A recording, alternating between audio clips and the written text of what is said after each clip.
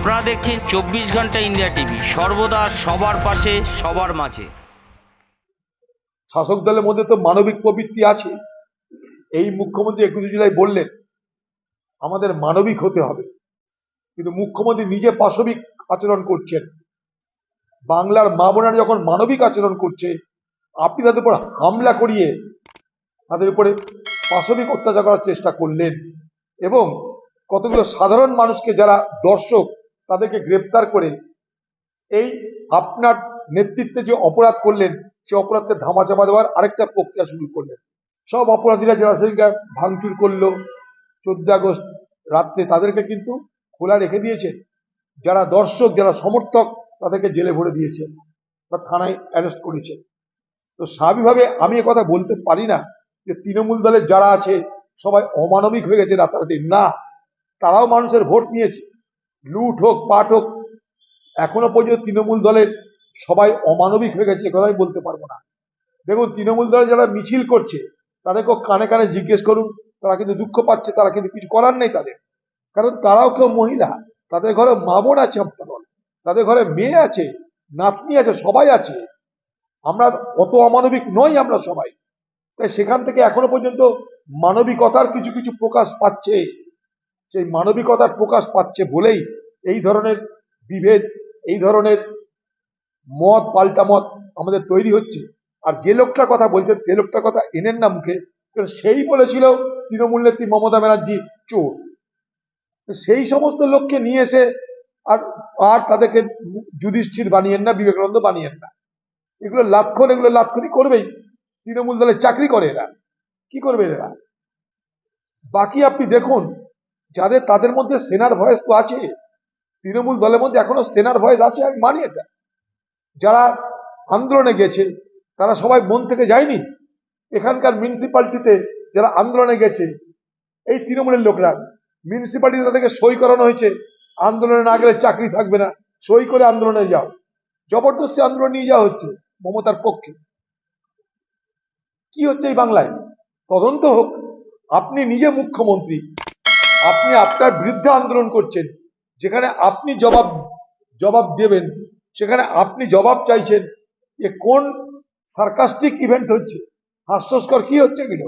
আপনি বারবার এই করে বাংলা মানুষের মতামতকে ঘুরিয়ে দেওয়ার চেষ্টা করলে বাংলা মানুষ বারবার বিভ্রান্ত হবে না? আপনি জানেন সাম্প্রদায়িক বিভাজন করতে হবে, আপনি জানেন মহিলাদের লক্ষ্মীর ভাড়া দিতে হবে। এই দুই অস্ত্র আপনার, সেই দুই অস্ত্রকে রক্ষা করার জন্য আপনি সবকিছু করবেন আমরা জানি।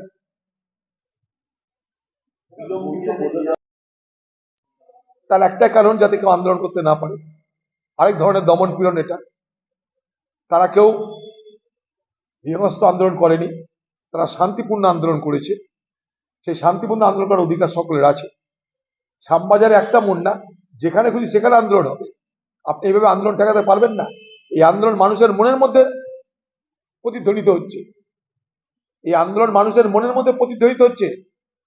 শ্যামবাজার আরজি করার রাস্তায় নয়, হয়তো সেখান থেকে ভিড় হটিয়ে দিয়ে আবার তথ্য প্রমাণ লোপাটের চেষ্টা হবে।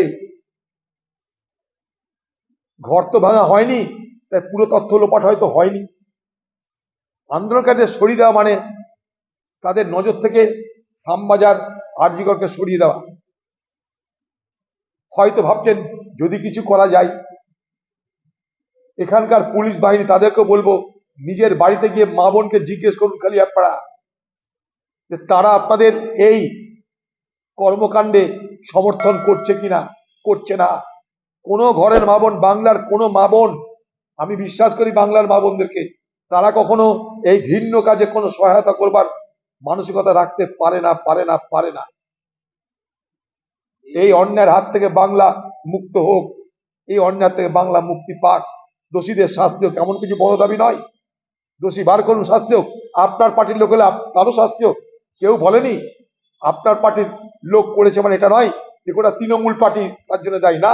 আপনি সেটা বলবেন আমার পার্টির লোক করেন, যেমন আপনি এর আগে বলেছেন কে কোথায় চুরি করেছে জানি না, এরপর চোরদের জায়গা দিব না। একবার ভোট দিন, আমাকে বিশ্বাস করুন, আপনাদের দরকার থালা বাটি বাসন ভেজে দিব। আরেকবার মিথ্যা কথা বলে দিন আপনি সেটা। মানুষের খেলা দেখার অধিকারটাকেও কেড়ে নেওয়া হচ্ছে প্রতিবাদের ভয়ে। তাহলে প্রতিবাদ, বাংলার মানুষের প্রতিবাদ, বাংলার নারীদের আন্দোলন আজকে তৃণমূল নেত্রী মমতা ব্যানার্জির মধ্যে শিহরণ জাগিত যে ভয়, তাকে ভয় আক্রান্ত করছে, সে আতঙ্কে ভুগছে বাংলার মুখ্যমন্ত্রী। তাই যেখানে আন্দোলন সেখানে ভীত মমতা ব্যানার্জি। তাই শ্যামবাজারের সামনে আন্দোলন হবে না, কারণ ভীত মমতা ব্যানার্জি। ডার্বি খেলায় আন্দোলন যদি হয়, তার জন্য ডার্বি খেলা বন্ধ করে দেওয়ার কারণ ভীত মমতা ব্যানার্জি। আজকে মমতা ব্যানার্জির নাম, দিদি আপনি ভীতশ্রী। আপনার হিম্মত নাই মানুষের সামনে দাঁড়িয়ে কথা বলার।